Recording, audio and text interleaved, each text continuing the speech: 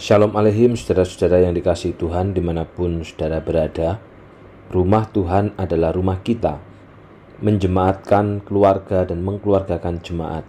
Jadikan GKT Banyuwangi menjadi rumah rohani, tempat kita saling menguatkan dan menumbuhkan. Hosea 3 ayat pertama sampai dengan kelima, Tuhan berkata kepadaku, "Pergilah lagi dan cintailah seorang wanita yang suka berzina. Cintailah dia seperti aku juga mencintai orang Israel, sekalipun mereka meninggalkan aku dan menyembah ilah-ilah lain, serta suka mempersembahkan kue kismis kepada berhala. Maka aku membayar 15 uang perak dan 150 kilogram gandum untuk mendapatkan wanita itu. Aku berkata kepadanya bahwa ia harus menunggu aku untuk waktu yang lama. Selama waktu itu tak boleh melacur atau berzina, dan aku pun tak akan mendekati dia." Begitu halnya dengan bangsa Israel. Lama sekali mereka harus hidup tanpa raja atau pemimpin, tanpa korban atau tugu-tugu keramat, tanpa berhala-berhala atau jimat-jimat yang memberitahukan rahasia masa depan. Tapi akan datang masanya bahwa Israel kembali kepada Tuhan Allah mereka dan kepada Raja mereka dari keturunan Daud. Lalu mereka akan takut dan hormat kepada Tuhan, serta menerima berkat-berkat-Nya.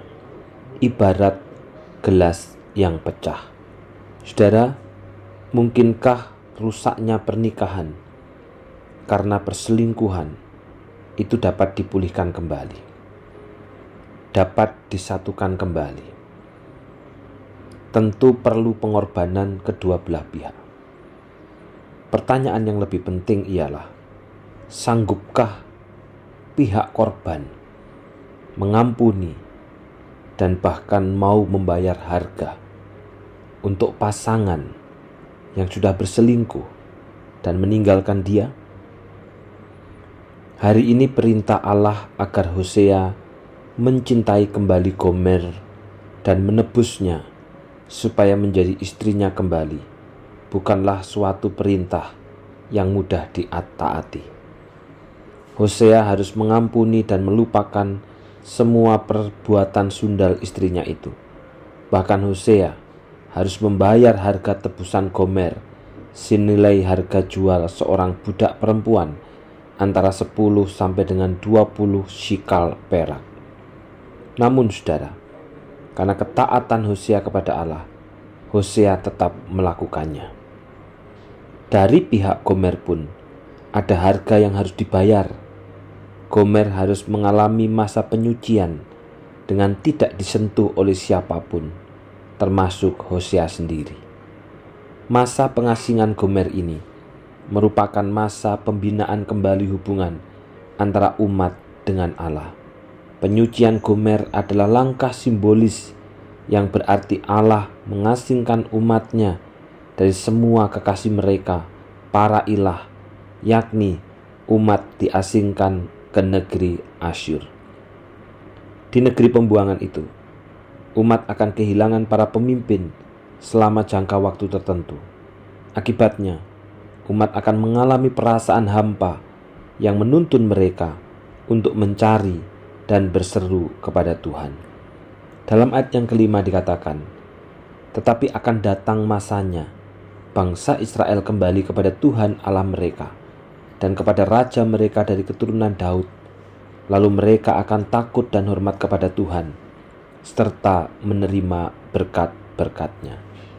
Saudara, Kristus adalah harga yang dibayar Allah untuk menebus kita, istri yang berselingkuh itu. Kita sudah merasakan kasih Allah yang begitu besar. Hosea bisa mengampuni bahkan menebus Gomer, maka kita pun juga pasti bisa. Sekarang kita wajib pula menyatakan kasih dan pengampunan kita kepada pasangan, sekalipun mungkin ia telah mengkhianati kita. Suami wajib mengampuni istri dan menerimanya kembali dengan kasih. Demikian pula sebaliknya, istri mau memberi kesempatan kepada suami untuk kembali. Gelas pecah memang sulit dilekatkan kembali tanpa meninggalkan bekas. Namun tiada hal yang mustahil bagi Tuhan. Melalui kasih Kristus, pernikahan karena perselingkuhan sanggup dipulihkan. Bahkan kesempatan bagi kasih dan kekudusan Allah. Saudara, gambaran ini sebenarnya adalah gambaran daripada kita umat Tuhan. Kita umat yang sering kali meninggalkan Tuhan.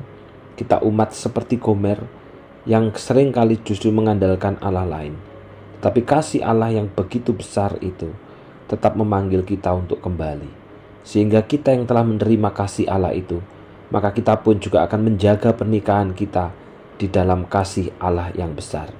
Ada kesalahan, ada pelanggaran, tetapi biarlah kasih Allah itu yang memampukan kita masing-masing untuk boleh mengampuni, untuk boleh menerima, bahkan untuk memulihkan kembali. Dan sebagai pasangan, biarlah kita pun menjadi pasangan yang hidup dalam kasih setia. Demikian juga sebagai gereja, mari kita menjadi gereja yang hidup dalam kasih setia Allah, kasih setia terhadap perjanjian. Kita hidup dalam kesetiaan. Mari kita berdoa. Bapa yang di surga, kami bersyukur hari ini firman-Mu mengingatkan kepada kami kembali bahwa kami menjadi umat Tuhan itu karena kasih setia Allah. Sebagaimana Hosea kembali menerima Gomer, sekalipun Gomer telah meninggalkannya, itulah gambaran bahwa Allah menerima umatnya, sekalipun umatnya pun sering melakukan yang menyakitkan hatinya. Oleh karena itu Tuhan, tolonglah setiap kami sebagai gereja-Mu, supaya kami hidup di dalam kasih setia Tuhan, karena kami telah Tuhan kasihi dengan pengorbanan Yesus Kristus. Demikian juga sebagai orang-orang yang mendapatkan kasih setia Allah, maka di dalam kehidupan keluarga tak dapat dipungkiri ada yang terluka, ada yang kecewa, ada yang disakiti, ada yang menyakiti. Tapi tolonglah kami Tuhan, supaya kami mampu untuk hidup di dalam kasih setia Allah itu. Oleh karena kasih setia Allah telah terlebih dahulu kami terima dan kami alami. Di dalam kasih setiamu ada pengampunan, ada penerimaan, ada pertobatan, ada pemulihan. Sehingga biarlah setiap kami, suami, istri, orang tua dan anak-anak, boleh saling mengampuni, saling menerima kembali satu dengan yang lain, dan semuanya hidup di dalam kasih karunia Allah. Secara khusus Tuhan, hari ini hamba-Mu berdoa untuk annual meeting dan prasidang raya sinode, baik diikuti oleh hamba Tuhan maupun juga diikuti oleh penatua dari GKT Banyuwangi. Hari ini hamba-Mu bersama dengan penatua Tadius yang akan mewakili. Tuhan tolong, Tuhan sertai, biarlah melalui pertemuan ini Tuhan, pada akhirnya kami terus belajar sungguh-sungguh untuk memikirkan, memajukan, bahkan kami membawa gereja Tuhan untuk hidup di dalam kebenaran Tuhan. Engkau tolong setiap peserta sidang juga Tuhan, para utusan dan juga semua yang akan terlibat dalam persidangan ini, supaya masing-masing berpikir, memutuskan berdasarkan kepentingan Tuhan, berdasarkan pikiran-pikiran Tuhan, bukan kepentingan kelompok tertentu, golongan tertentu, atau apapun juga. Dan di dalam sidang ini nanti Tuhan juga akan ada pergantian badan pengurus sinode bersama dengan departemen-departemen. Kami percaya bahwa Tuhanlah yang telah memelihara, Tuhanlah yang telah memulai sinode GKT, Tuhan pula yang akan meneruskan, dan Tuhan pula yang akan menyempurnakan sinode GKT ini di dalam tangan kasih Tuhan. Karena itu Bapa, Tuhan tolong siapapun nanti yang akan terpilih sebagai badan pengurus sinode yang baru, maupun juga departemen-departemen, adalah orang-orang yang memang Tuhan percaya bekerja dengan sepenuh hati untuk pembangunan rumah Tuhan di tengah-tengah sinode gereja Kristus Tuhan ini. Tuhan tolong juga perwakilan dari Banyuwangi pada hari Selasa, Penatua Endur Suyanto dan Penatua Jimmy, Tuhan sertai dalam perjalanan. Demikian juga kami semua berempat ketika mengikuti sidang, semuanya Tuhan berikan kekuatan. Kami pun kembali ke Banyuwangi dengan kekuatan dan pertolongan yang daripada Tuhan. Setiap keputusan nanti pun tolonglah kami untuk bisa mentaati keputusan itu, bukan hanya sekedar diputuskan, tetapi dijalankan dan dilaksanakan. Biarlah pengurapan Tuhan, penyertaan Tuhan, kasih Tuhan yang akan menyertai jalannya persidangan ini, mulai dari hari Senin sampai dengan hari Kamis. Semua adalah dari Allah, untuk Allah, dan bagi kemuliaan Allah. Di dalam nama Tuhan Yesus kami sudah berdoa. Amin. Tuhan memberkati.